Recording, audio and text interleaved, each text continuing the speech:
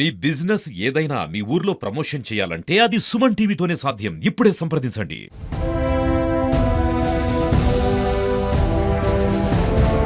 టోకెన్లు లేని సర్వదర్శనం భక్తులకు విజ్ఞప్తి. ప్రస్తుతం వైకుంఠం కంపార్ట్మెంట్లు మరియు నారాయణగిరి షెడ్లు అన్నీ భక్తులతో పూర్తిగా నిండి ఉన్నవి. స్వామివారి దర్శనానికి సుమారు 24 గంటల సమయం పడుతోంది. కావున భక్తులు యాత్రికుల ఉచిత వసతి సముదాయం నందు వేచి ఉండి ఉదయం 6 గంటలకు క్యూ లైన్లోకి ప్రవేశించవలసిందిగా కోరడమైనది.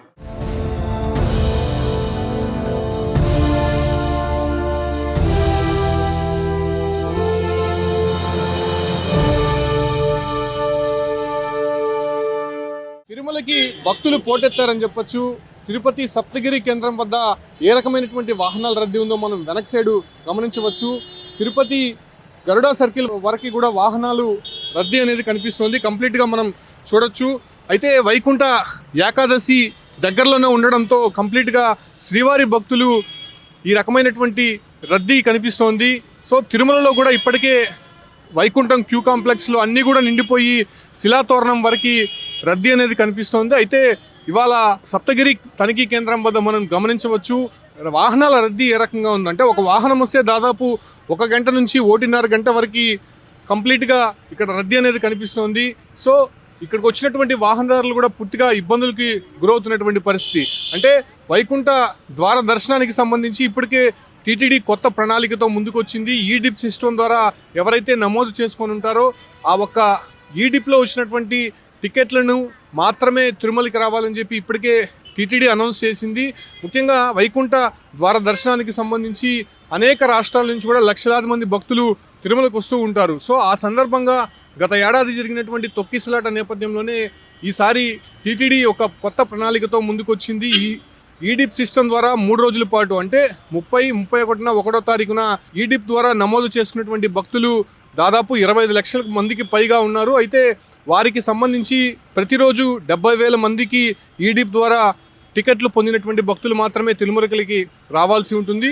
సో వాళ్ళందరూ మినహాయిస్తే ముందుగా శ్రీవారిని దర్శించుకోవచ్చు టికెట్లు పొందలేనటువంటి వారు అనేటువంటి ఆలోచనతో ఈ రకమైనటువంటి రద్దీ అనేది 2 రోజులుగా కనిపిస్తోంది. కంప్లీట్గా మనం చూడొచ్చు ఇటువైపు నుంచి కూడా కంప్లీట్గా గరుడా సర్కిల్ వరకు అంటే దాదాపు ఒక 150 మీటర్స్ మేర వాహనాలు ఏ రకంగా రద్దీ అనేది కనిపిస్తుందో మనం గమనించవచ్చు.